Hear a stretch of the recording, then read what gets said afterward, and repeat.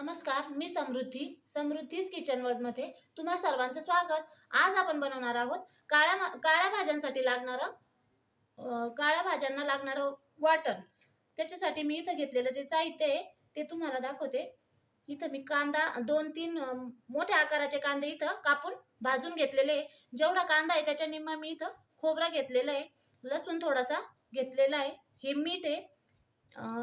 अद्रक, कोथिंबीरीच्या काड्या, भरपूर अशी कोथिंबीर, हरभऱ्याची डाळ आपण त्याच्यात भाजून घेतलेली आहे लाल रंगावर, की जेणेकरून आपल्या मसाल्याला भाजीला घट्टपणा येणार आहे. आणि धने पण इथं मी लाल रंगावर भाजून घेतलेले. हा सगळा मसाला मिक्सर मधून आपल्याला बारीक करून घ्यायचा आहे. चला तर मग मी हे वाटण बारीक करून घेते.